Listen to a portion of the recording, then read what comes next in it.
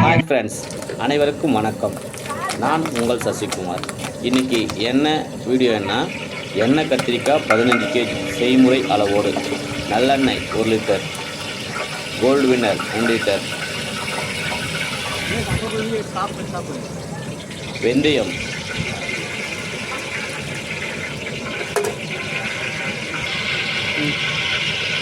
வெந்தயம் 50 கிராம், மிளகு சீரகம் 50 கிராம், சோம்பு 50 கிராம். நல்லா எண்ணெய் காஞ்ச உடனே இதெல்லாம் போடணும்.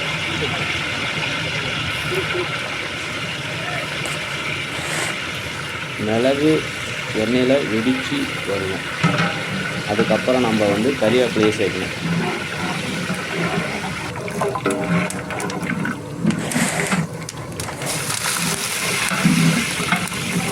கறிவேப்பிலை பொறுமையோடனே கத்திரிக்காய் 15 கேஜி நல்லா நம்ம கட் பண்ணி வாஷ் பண்ணி வச்சுருக்கு. நல்லா எண்ணெய் காஞ்சி போயிருக்கு. நம்ம கத்திரிக்காய் இப்போ சேர்க்கணும். 15 கேஜி கத்திரிக்காய்.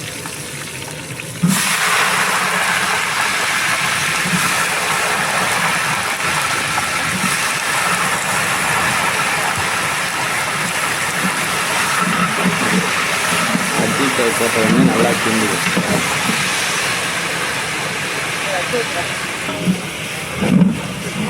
நல்லா கத்திரிக்காய் கட் பண்ணி சொத்தகத்தை எதுவுமே இல்லாத நம்ம வாஷ் பண்ணி வச்சுக்கிட்டு போட்டுட்டு நம்ம கத்திரிக்காய் கிண்டிக்கிட்டே இருக்கும்.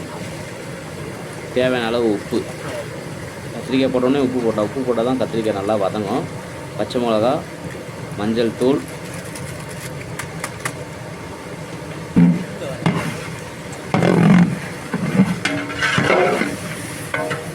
நல்லா போட்டு ஒரு மிக்ஸி பண்ணி வச்சுருவோம்.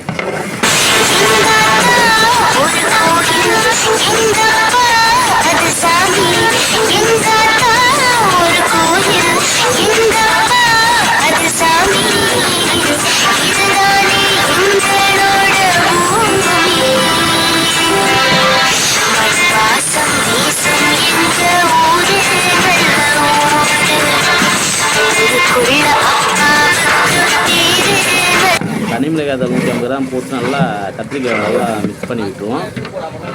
கத்திரிக்காய் ஆஃப் பாயில் ஆகிடுச்சு. தனியாத்தூள் தேவையான மசாலா, தனியாத்தூள் 200 கிராம்,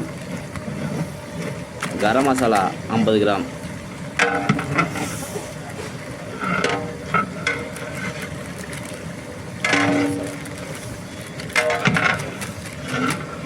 எல்லாமே ஆச்சி மசாலா தான் யூஸ் பண்ணுறோம். ஆச்சி கரம் மசாலா 50 கிராம். குழம்பு கொஞ்சம் நல்லா கலராக வர கலர் போட்டு சேர்த்துக்குவோம். இஞ்சி பூண்டு பேஸ்ட்டு இப்போ தான் சேர்க்கணும். முன்னாடியே சேர்த்தா அடி வைக்கிறோம். நம்ம கத்திரிக்காய் செய்யும்போது முன்னாடி சேர்த்தா பாத்திரம் அடி வைக்கிறோம். தக்காளியும் வெங்காயத்தையும் அரைச்ச பேஸ்ட்டு நம்ம ஊற்றிக்குவோம். ஊற்றி நல்லா மிக்ஸ் பண்ணி விட்டுருவோம். மசாலா எடுத்துக்கிறோம். மிக்ஸ் பண்ணி விட்டு நல்லா கிண்டி விட்டுட்டு